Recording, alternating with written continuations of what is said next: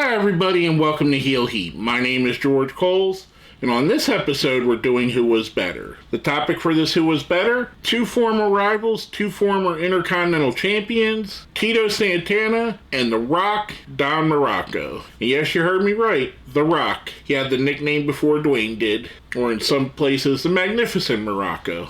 Now, if you haven't seen my Who Was Better videos previously, we grade everything on a 1 to 5 scale. There are 8 categories. At the end, we total up the points. Whoever has the most points wins. There is a chance for bonus points at the end, so stay tuned for that as well, which may swing it either way. With that being said, let's jump right in with our first category, technical wrestling. For Tito, I'm giving him a 4. And some of this I kind of have to adjust for their time frame. While Tito, if he wrestled now, wouldn't be one of the top technical performers in the world, at the time, he was. And he has a supreme athletic talent that I think it would carry over now. I think Tito would be a guy that would be doing planchas and Hurricanranas and suicide dives and all that. But he had such a good psychology that I think his technical ability was top notch, especially for his era. Now going over to Muraco.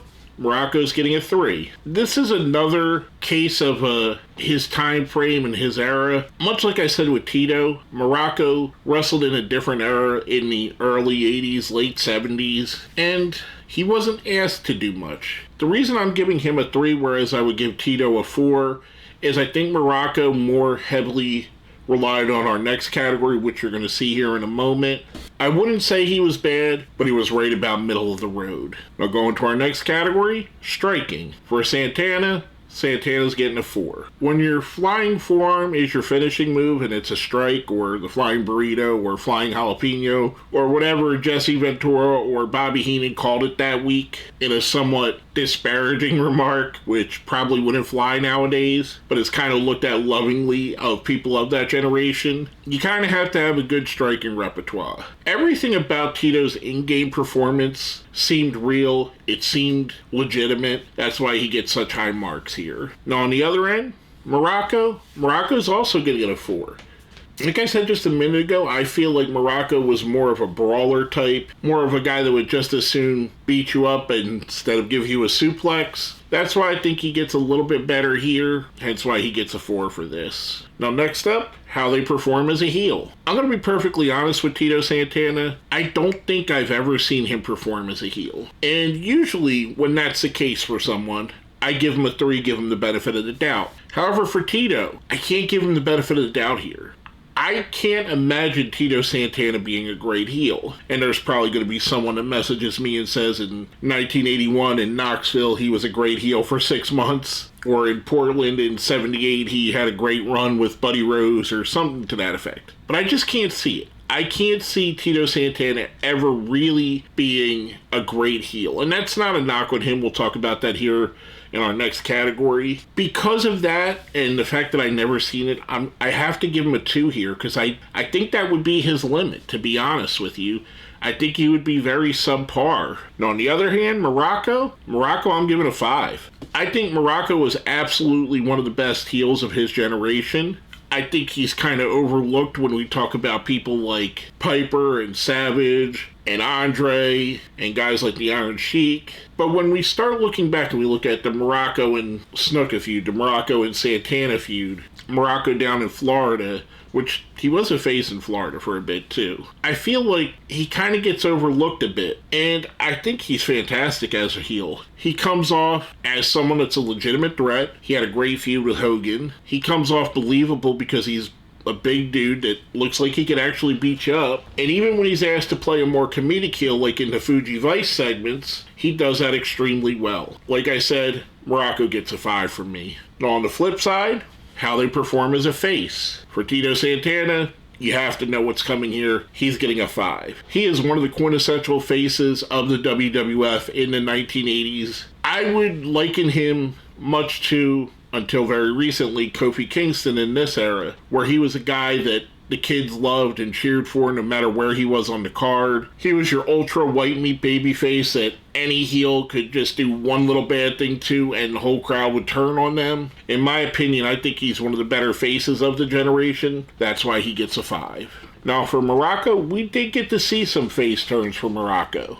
To be honest, I'm giving him a 3. As good as he was as a heel, it didn't really transfer over where someone like a Ric Flair or Roddy Piper, their heel persona transfers over into their babyface persona. I think Muraco, while in real life he seems to be a really great guy, and I used to listen to his podcast, which he stopped about 2 years ago or so, he seems like a really, really nice guy. But for whatever reason, that didn't transfer into his face character. And that's why I have to give him a 3. I think he's right there in the middle of the road. I don't think he would have reached the same heights as a face as he did as a heel, which is obvious because he didn't. But that's where I think on him. Now, next category, promos. For Tito, I'm giving Tito a 3. Tito wasn't bad, but like I said earlier, when you judge it against the era, when you got Savage there, Piper there, Hulk Hogan there, Bobby Heenan there, Don Muraco, he doesn't quite get into that upper echelon. He doesn't quite get up there with the Jake the Snake Roberts or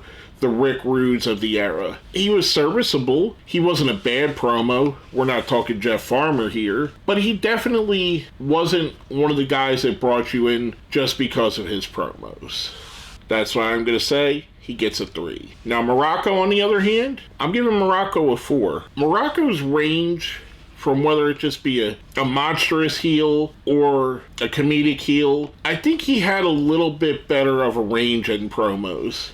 And he had a little bit of a better air of believability when he did his. I have to give him the upper hand here. He gets a 4 in my opinion. Again, he may not crack that upper echelon. He might not be where Piper or Heenan were in the he might not be where Piper or Heenan were in that generation, but he's not that far behind them. Now going to our next category, presentation. This is your ring entrance, your music, your gear. Both these guys kind of come from the single color trunks, maybe a special t-shirt if you're lucky era. For that, again, we have to grade on that curve. For Tito, I'm giving Tito a 4. Even though his El Matador time is looked at very negatively, it was a memorable look. He looked like a matador. When he had the white trunks or the blue trunks or the Strike Force look, it was very memorable. He had a look and he had a presentation to him. So for that, I'm giving him a 4. For Muraco, gotta give Muraco a 3 here. There was a lot more generic look to Muraco as far as gear-wise, his music-wise. Other than the Fuji Vice stuff, he wasn't really different. And even when he added more color later when he became a face and had the tie-dye, that was more him co-opting Superstar Billy Graham's look than him having his own presentation. I'm giving him a 3 here, right in the middle of the road in my opinion. Now going to our next category, charisma. I'm giving both these guys a 4. Both of these guys are rather high on the charisma marks, whether it be as a face or a heel on different sides of the spectrum. Like I said, Tito had that connectability that fans just wanted to cheer for him. Muraco had that hateability that fans wanted to boo him. Both of them, I think, were really good. Again, I hate to keep saying this and keep comparing them. I don't think they were quite as good as the stalwarts of the generation, but they're right there below them. Now going into our last category, big game performance. This is basically how you perform in the main events, whether it be at a house show, a pay-per-view, Saturday night's main event, big shows, WrestleMania. For Tito Santana, I'm giving Tito a 5. I honestly cannot remember a Tito Santana match that I would call bad. And I would say for the most part, whether it was Valentine, whether it was Muraco, whether it was him and Martel versus Demolition, I always thought Tito Santana looked great. And I always thought his matches were really good, especially for that generation. And when he was put on the biggest stages, I think he did some of his best work. That's why he gets a 5. Now for Muraco, I'm giving Muraco a 4. The only reason Muraco gets a little step less, in my opinion, is really other than the Snuka Muraco cage match. I can't remember one stellar, out-of-the-box, crazy performance. Maybe his Saturday main event against Hogan. That was good. But I think that was more memorable for what happened after the match than what happened in the match. Like I said, I'm going to give Muraco a 4 here. He was really good, and he really could pull it off. Just that Tito was a bit better. Now going to our totals. For Tito Santana, Tito gets a 31. For Don Muraco, Muraco gets a 30. But wait, here comes that bonus we talked about earlier. Every Wednesday, I put a poll up on the posts page here on YouTube. And basically, it's who you guys think is better. Whoever wins that poll gets a bonus 5 points. For this one, I did let it go 2 weeks. I didn't shoot any videos last weekend. I had a lot of stuff going on, so I kind of just took the week off. But with that being said, the winner of the bonus, you probably could guess it, Tito Santana. This is kind of how these go, where the guy that's more known as a face usually wins these. And I get it to an effect, and I get it that people would like Santana over Muraco. They're both very good in my opinion. I think Muraco is a little bit underrated, where Tito maybe gets a little more flowers than Muraco does. I think they're both really good, and one of the reasons why I wanted to do this is because I loved watching their work. I thought this was really fun. Stay tuned for this Wednesday for that next poll, and that'll also tell you who my next video will be about. Our ultimate winner, Tito Santana, 36-30. What can you say? I mean, in the immortal words of Bobby the Brain Heenan, Chico Santana cheated to get the win. No, I'm just kidding, Tito. What a great job. I like I said, I love both of these guys. Their careers were amazing. They're some of the reasons why I got into wrestling and liked wrestling was watching guys like this, watching the Pipers of the world, the David Schultz, the Manny Fernandez, the Magnum TAs, the Dusty Rhodes, a lot of those legendary 80s wrestlers of this generation, where Tito and Muraco are right up there with them. With all that being said, my name is George Coles, and you've been watching Who Was Better.